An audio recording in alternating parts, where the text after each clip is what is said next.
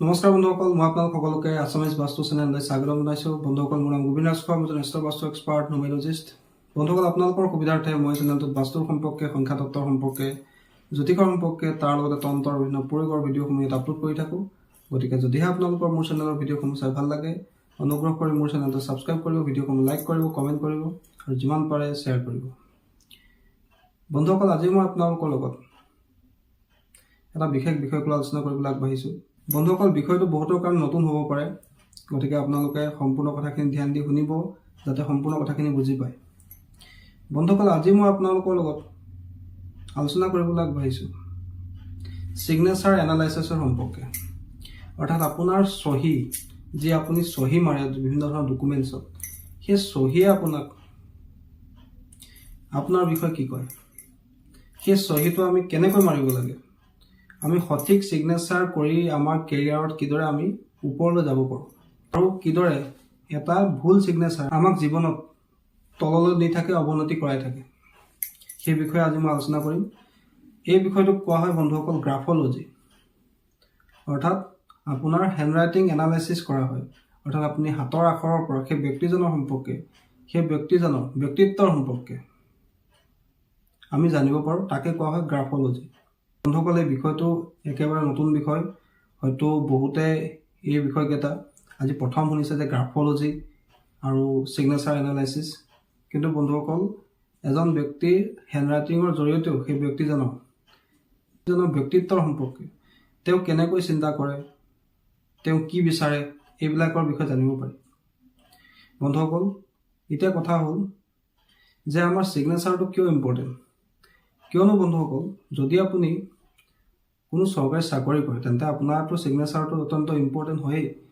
তাৰোপৰি যদি আপুনি কোনো ব্যৱসায় কৰে বা আপুনি ছেল্ফ এমপ্লয়েড, তথাপিও আপোনাৰ ছিগনেচাৰ কিন্তু অত্যন্ত ইম্পৰ্টেণ্ট। কিয়নো আপুনি সেই ছিগনেচাৰটো প্ৰত্যেকখন ডকুমেণ্টছতে কৰে। বেংকৰ পৰা লোন লওঁতে কৰে, কোনোবা চৰকাৰী সাহায্য এপ্লাই কৰোঁতে কৰে, সকলো ক্ষেত্ৰতে আপোনালোকে ছিগনেচাৰটো ব্যৱহাৰ কৰে। যদি আপোনাৰ ছিগনেচাৰটো সঠিক ধৰণে আপুনি কৰে, তেন্তে আপোনাৰ কেৰিয়াৰত আপুনি উন্নতিৰ পথলৈ যাব পাৰে। আপোনাৰ ছিগনেচাৰটোৱে আপোনাক জীৱনত উন্নতি কৰাত সহায় কৰে। বন্ধুসকল, এতিয়া কথা হ'ল আমি ছিগনেচাৰটোৰ পৰা এজন ব্যক্তিৰ সম্পৰ্কে কেনেকৈ জানিব পাৰোঁ। মই এটা উদাহৰণৰ সৈতে আপোনালোকক এই বিষয়ে জনাব পাৰোঁ। ধৰি লওক কোনো ব্যক্তিয়ে নিজৰ প্ৰথম আখৰটো ডাঙৰকৈ লিখিছে, তাৰপিছত এটা ডট দিছে, তাৰপিছত তেওঁ সম্পূৰ্ণ উপাধিটো লিখিছে। এতিয়া এই ব্যক্তিজনৰ নিজৰ নামটো সম্পূৰ্ণকৈ লেখা নাই, তাৰ পৰিৱৰ্তে তেওঁ এটা এলফাবেট লিখিছে, প্ৰথম এলফাবেটটো লিখি এটা ডট দিছে আৰু শেষত নিজৰ উপাধিটো লিখিছে। এই ব্যক্তিজনৰ সেই ছিগনেচাৰটোৰ পৰা আমি জানিব পাৰোঁ যে এই ব্যক্তিজন পৰিয়ালকেন্দ্ৰিক। অৰ্থাৎ তেওঁ নিজৰ পৰিয়ালক খুব ভাল পায়, নিজতকৈও বেছি নিজৰ পাৰিবাৰিক ফেমিলি লাইফটোক তেওঁ গুৰুত্ব দিয়ে। আৰু এটা ছিগনেচাৰ আমি চাওঁ, ধৰি লওক এজন ব্যক্তিয়ে নিজৰ উপাধিটো শ্বৰ্ট ফৰ্মত লিখে। ধৰি লওক তেওঁ এটা নাম লিখিছে, সম্পূৰ্ণ নামটো লিখিছে, লিখি তেওঁৰ উপাধিৰ প্ৰথম আখৰটো লিখিছে, লিখি এটা ডট দিছে। বন্ধুসকল, সেই ব্যক্তিজন অত্যন্ত ছেল্ফ ইষ্টিম, অৰ্থাৎ কেৱল নিজৰ মাজত আবদ্ধ। তেওঁ পৰিয়ালৰ মান সন্মানৰ প্ৰতি, পৰিয়ালৰ নীতি নিয়মৰ প্ৰতি তেওঁ কোনো কাৰণতে আসক্তি নাই। তেওঁ নিজৰ কামতে, নিজৰ লগতে আবদ্ধ হৈ থাকিব বিচাৰে। তৃতীয়তে, এজন ব্যক্তিয়ে ধৰি লওক তেওঁৰ নামৰ প্ৰথম আখৰটো লিখিলে, এটা ডট দিলে, তাৰপিছতে নিজৰ উপাধিৰ প্ৰথম আখৰটো লিখিলে, তাৰ পৰা এটা ডট দিলে। এই ব্যক্তিজনে নিজৰ নামটো সম্পূৰ্ণকৈ লেখা নাই আৰু সেই ব্যক্তিজনে নিজৰ উপাধিটো সম্পূৰ্ণকৈ লেখা নাই। এই ব্যক্তিজনৰ কামবিলাক চব আউল লগা, তেওঁ কোনো কামেই কমপ্লিট নহ'ব। তেওঁ কেতিয়াবা পৰিয়ালকেন্দ্ৰিক হৈ যাব, কেতিয়াবা নিজৰ কথা চিন্তা কৰিব, তেওঁ দুধুৰ মুধুৰ অৱস্থাত থাকিব। তেওঁ ডিচিশ্যন লোৱাৰ ক্ষেত্ৰতো সমস্যা হ'ব, ফটকৈ কোনো ডিচিশ্যন তেওঁ ল'ব নোৱাৰিব। এইদৰে আমি ছিগনেচাৰটোৰ পৰা এজন ব্যক্তিৰ পাৰ্চনেলিটিৰ সম্পৰ্কে, ব্যক্তিত্বৰ সম্পৰ্কে, তেওঁ থিংকিং কেপাচিটি সম্পৰ্কে জানিব পাৰোঁ। এতিয়া কথা হ'ল যে আমি এটা ভাল ছিগনেচাৰ কেনেকৈ লিখিম, এটা ভাল ছিগনেচাৰৰ লক্ষণবিলাক কি কি। বন্ধুসকল, বহুতে কি কৰে, নিজৰ নামটো এনেকৈ লিখে যে কোনেও তেওঁৰ নামটো পঢ়িবই নোৱাৰে। তেনে ব্যক্তিজন সদায় কনফিউজ হৈ থাকে, তেওঁ নিজৰ সিদ্ধান্তকে নিজে ডাউট কৰি থাকিব। তেওঁৰ সমাজত এটা মিক্স আইডেণ্টিটি থাকিব। বহুতৰ কাৰণে তেওঁ এজন বহুত ভাল মানুহ হ'ব আৰু বহুতৰ কাৰণে এজন ৰহস্যময় ব্যক্তি হ'ব। আৰু কিছুমান ব্যক্তি নিজৰ ছিগনেচাৰটো লিখোঁতে ছিগনেচাৰটোৰ শেষত এটা ফুল ষ্টপ দি দিয়ে। বন্ধুসকল, এইটো কেতিয়াও কৰিব নাপায়। এইটো কৰা মানে হৈছে আপুনি নিজৰ প্ৰগতিত আপুনি নিজেই ফুল ষ্টপ লগোৱা। আপোনাৰ প্ৰগতিক আপুনি নিজেই সীমাবদ্ধ কৰি দিছে। তাৰোপৰি বহুতে কি কৰে, ছিগনেচাৰটো লিখি তাতে চাৰ্কল মাৰি দিয়ে। বন্ধুসকল, সেইটোও কৰিব নাপায়। সেইটো কৰাৰ অৰ্থ হৈছে আপুনি নিজকে এটা চাৰ্কুলৰ মাজত আবদ্ধ কৰি দিছে, এটা কমিউনিটিৰ মাজত, এটা এৰিয়াৰ মাজত আবদ্ধ কৰি দিছে, যাৰ ফলত আপোনাৰ উন্নতিৰ ক্ষেত্ৰত আপুনি সমস্যাৰ সন্মুখীন হ'ব লগা হ'ব পাৰে। বহুতে কি কৰে, নিজৰ নামটো লিখোঁতে তেওঁৰ নামটো তলৰ ফালে গতি কৰে, ডাউনফল হৈ যায় তেওঁৰ নামটো। বন্ধুসকল, এইটোও কৰা অনুচিত।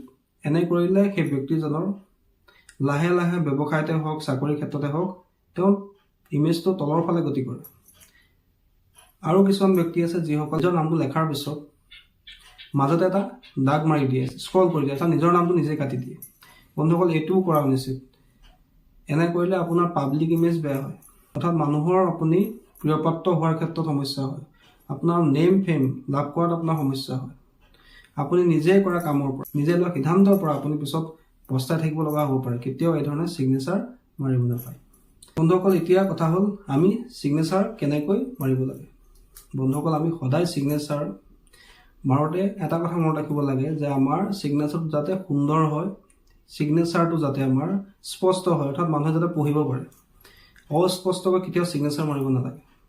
আৰু ছিগনেচাৰ মাৰোঁতে সদায় সম্পূৰ্ণ নামটোৱে লিখিব লাগে। যদি অকল আপুনি নিজৰ নামটো লিখে তেন্তে আপুনি আত্মকেন্দ্ৰিক হ'ব, আৰু যদি কেৱল নিজৰ নামটো এটা এলফাবেট লিখি, ইনিচিয়েলটো লিখি আপুনি গোটেই উপাধিটো লিখে, তেন্তে আপুনি পৰিয়ালকেন্দ্ৰিক হৈ পৰিব। গতিকে পৰিয়াল আৰু আপুনি নিজৰ ব্যক্তিত্ব দুয়োটাকে যদি আপুনি বেলেঞ্চ কৰি ৰাখিব পাৰে, তাৰ কাৰণে আপুনি সম্পূৰ্ণ নামটোৱে লিখিব লাগে। আৰু সম্পূৰ্ণ নামটো লিখোঁতে সদায় আপোনাৰ নামটো যাতে ঊৰ্ধ্বলৈ গতি কৰে, অৰ্থাৎ ওপৰলৈ গতি কৰে, সেইটো আপোনালোকে মন কৰিব। তাৰ লগতে আপুনি নিজৰ নামটোৰ তলত এডাল আণ্ডাৰলাইন কৰিব লাগে। আণ্ডাৰলাইনিঙৰ অৰ্থ হৈছে আপুনি নিজৰ নামটোক ছাপোৰ্ট দিছে, তাৰ লগতে এটা ডট দিব লাগে আণ্ডাৰস্ক'ৰৰ তলত, অৰ্থাৎ আপুনি এডিশ্যনেল আৰু এটা ছাপোৰ্ট আপুনি নিজৰ নামৰ লগত এড কৰিছে, যাতে আপোনাৰ নামটো ওপৰলৈ যায়, আপুনি যশমান কীৰ্তি লাভ কৰে, আপোনাৰ যাতে যিকোনো ক্ষেত্ৰতে উন্নতি হয়, সেই ক্ষেত্ৰত সেই আণ্ডাৰস্ক'ৰটোৱে সহায় কৰে। তাৰ লগতে সেই আণ্ডাৰস্ক'ৰটো অৰ্থাৎ আণ্ডাৰলাইনটোক ছাপোৰ্ট কৰিবৰ কাৰণে এটা বা দুটা ডট আপোনালোকে তলত দিব লাগে। এইদৰে আপোনালোকে ছিগনেচাৰ কৰিব লাগে। বন্ধুসকল, এই টিপছকেইটা ইউজ কৰি চাওক। মই যিদৰে ক'লোঁ সেইদৰে কৰি চাওক। চাব আপোনালোকৰ জীৱনলৈ লাহে লাহে উন্নতিৰ পথ মুকলি হ'ব। বন্ধুসকল, আশা কৰিছোঁ আজি আপোনালোকে গম পালে যে কেনেকৈ আমি নিজৰ ছিগনেচাৰটো মাৰিব লাগে, আৰু ভুলকৈ ছিগনেচাৰ মাৰিলে তাৰ পৰা আমাৰ কি সমস্যা হয় সেই বিষয়ে গম পালে। বন্ধুসকলে, বিষয়টো অত্যন্ত এটা বহল বিষয়, এটা ভিডিঅ'ত গোটেইখিনি কথা কোৱাটো সম্ভৱ নহয়। মই যিমানখিনি পাৰিলোঁ আপোনালোকক এই ভিডিঅ'টোৰ মাধ্যমেৰে জনালোঁ। বন্ধুসকল, যদি আপোনালোকৰ এই বিষয়টো ভাল লাগিলে অনুগ্ৰহ কৰি মোৰ চেনেলটো ছাবস্ক্ৰাইব কৰি ভিডিঅ'সমূহ লাইক কৰিব, কমেণ্ট কৰিব, আৰু যিমান পাৰে শ্বেয়াৰ কৰিব। ধন্যবাদ।